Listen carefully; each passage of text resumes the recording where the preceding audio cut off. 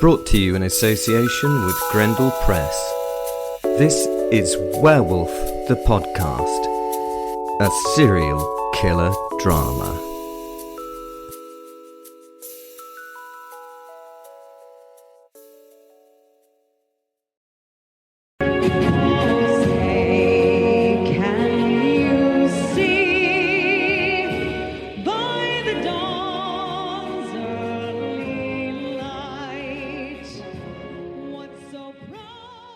Hello, this is Will, your werewolf, and this is Werewolf the Podcast, episode 33 now. I'm sorry here, guys, but I'm going to probably hit a few nerves and hurt a few people, but I have to tell you the real reason for what happened those few years ago. Yes, this is episode 33, and it's about the power in America being the werewolf. Can we talk about how the American country has, from the outside, I don't know what it's like on the inside, but seemed to have turned utter fucking madness over the last few years. We all think that it had a lot to do with his Lord and Saviour, Donald Trump.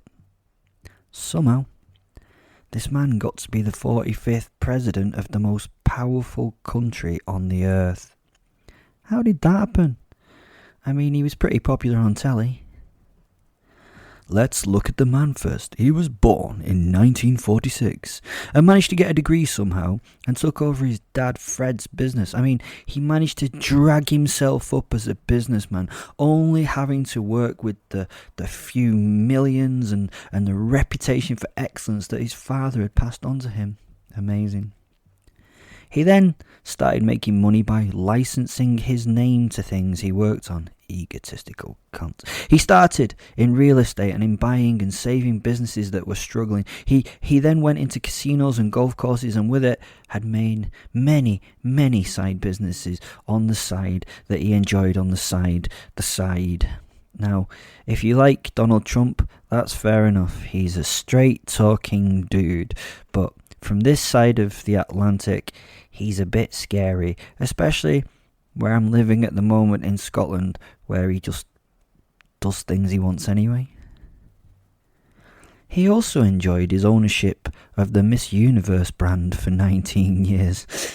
I think he enjoyed it very much indeed. He then went on to be a producer and a host of The Apprentice in America, a very popular television program. Oh, and please remember that this guy went bankrupt on several occasions, not maybe the great successful businessman that he presents himself as. Now, think what you wish of his actual political ideas and ideals, but let's say he did some crazy shit and at the same time was saying crazy and crazier shit over social media platforms such as Twitter. You could think that's good, you could think that's bad. I don't have an opinion on that. From outside, it just looked fucking mental. Eventually, the President of America had his account taken down. I wonder what Elon Musk could do with that. He has done some things for America, including decreasing tax for the better off, rescinding individual health insurance packages. He also stopped certain people from certain Muslim countries from entering certain countries like the USA. He decided that COVID did not exist until he got it. He worked on an America First agenda, which was greatly appreciated by vast numbers of the American public. With this, he pulled out of the Trans-Pacific Partnership, the Paris Agreement on Climate Change, and the Iran nuclear deal.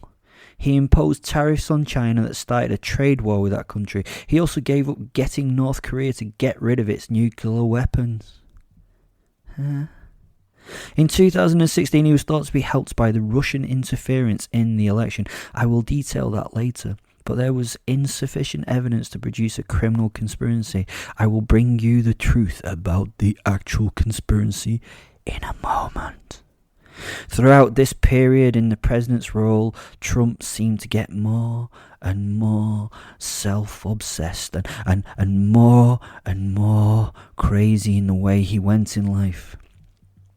2019, he was impeached and managed to get it overturned. Finally, when I can't believe it.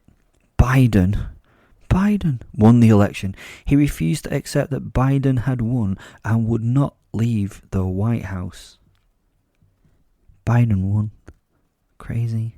I don't know what's going on. This man, Trump, was great for any country that wanted to rip the American people into polar opposites. A lot of conflict and disparity had been internalized on the population of America instead of the focus of the American people being directed out to the international stage. He basically helped cause social discord with his presidential terms. Crazy. And some of you may say that it was needed, and I can kind of semi-understand that, but wow. So we sit there and try to work out how the fuck this happened. How did this man manage to be the leader of the so-called free world? Was it his time? Well, eventually I can get to the controller behind the scenes. It was Melania, the First Lady of Trump's world. Melania is a werewolf and has been embedded in her current role by the mighty Vladimir Putin. He's a werewolf himself, and the werewolf tribe's leader has also helped Al-Moko. I've previously talked about Vladimir Putin and will detail the werewolf tribe in further interviews, but let me go into this conspiracy to teach you the truth. Melania Navs was born in Slovenia on April 26, 1970. Slovenia at this time was part of Yugoslavia. She was raised in a very modest apartment in the lower Sava Valley. Her father was in the League of Communists of Slovenia. Not that that's got fuck all to do with anything. She started modelling at 5 years of age and had a great modelling career both on the runway and in photographic shoots for magazines. She did really have a great modelling career and is a very beautiful woman. At 16, she was spotted by the great werewolf soul Gleboyki. Gleboyki was one of the great female wolves of the original Wolfpack, and she slowly worked with Melania to become very successful in her field. This was always with an eye to take this power that she had over men especially and use it for the tribe. Melania was very human. Most humans have considerable difficulty accepting that they're being chosen to be a werewolf. More often than not, they develop mental health issues or think that they have developed mental health issues. Not our Melania though. She took her link to her werewolf soul with both hands, and together they took on the world to get what they wanted, which was wealth and power, without looking like they had it. She accidentally, met Trump at a party in 1998. She'd already made friends with and was represented by Paolo Zampolli, a close friend of Trump. She had chosen his agency with a mind to get into contact with Trump as he had just gone through his divorce with Martha Maples. Not that it would have stopped her from taking what she wanted. She's a proper predator. She somehow managed to get her American citizenship through the EB-1 program. This program gets exceptional people with exceptional abilities into the country. What was her exceptional ability? She was really pretty. Oh, she knew Trump. And he had lots of cash. Some people think, strange this, some people think that she didn't deserve this citizenship through this program. But little do the mere mortals know how extraordinary she truly is. I mean, we had a moment in the 90s, and can I say, that bitch can howl. She married Trump in 2004 in a dress that would have settled the debt of Guatemala if she'd chosen to use it for that purpose. But as we werewolves say, fuck Guatemala. Well, we don't say that, but we would if we knew where it was. She seemed to play a tiny part in the campaign for the presidency in 2016, but some of us know who was orchestrating the whole thing behind the scenes. She was in close contact with the Russians as they made Trump more of a fool with each campaign step. It's not his fault. They did it. She's been very clever in her role by making herself seem less than able in the role of the First Lady. She comes across as, well, no Michelle Obama, and has been busted plagiarising Michelle's former speeches. It was such an obvious thing that people pointed fingers and said how ridiculous it was that she'd done this. Do you not think that this was the whole point of the show? She could not look like she was intelligent and capable. If she was, why on earth would she be with this fool? I mean, what's he got? Money and power? Who wants that? Oh, an important point here. She was never an escort. She really wasn't. She didn't need to be. She was making a superb living as a model before meeting the clown. There are some clues to her role within the relationship. Her code name was Muse as the First Lady. Trump named her this, and she took to the role of the muse in his life. This beautiful woman sat behind the throne and got the idiot to do her and Russia's bidding. I mean, at one point, bringing him into the presidency took the Russians to help out with the elections.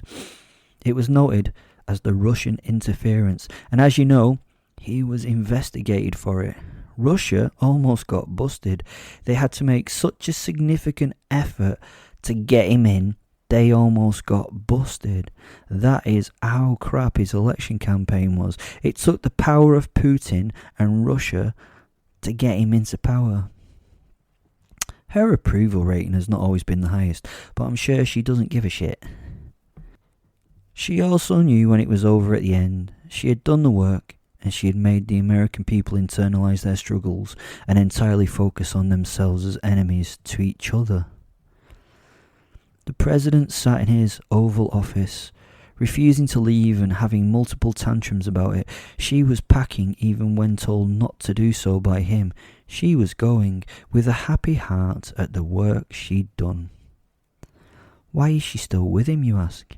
This genius werewolf woman. Well, let's say some time may have to pass before she can get away with the man having an accident or an embolism. I mean, he's pretty old, innit? I doubt it will be long before Mr. Trump is being grieved for by his woman. So there you go. I might just be making up nonsense. I might just be telling the truth. It's as likely as him getting the presidency under his own volition, don't you think? And I'm sorry if you support Donald Trump. I can kind of understand why you would. I mean, he's a breath of fresh air, really, isn't he? I mean, his orange face and his psychotic way with life and... yeah, anyway. From this side of the Atlantic, it's all a bit mental. But anyway, I'm sorry if I've offended. Sometimes you have to offend to get a point across. I still love you. If you want to buy me a coffee, which I doubt you do now, there is a link, support the show, in the description at the bottom of the podcast. You can buy my book. There's nothing about the Americans in there. You can follow me on Twitter and Facebook. I don't know why you'd want to do that, but apparently that's something you might want to do.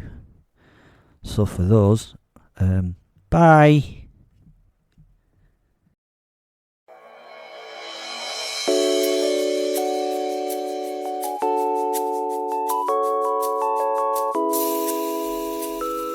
Brought to you in association with Grendel Press. This is Werewolf the Podcast, a serial killer drama.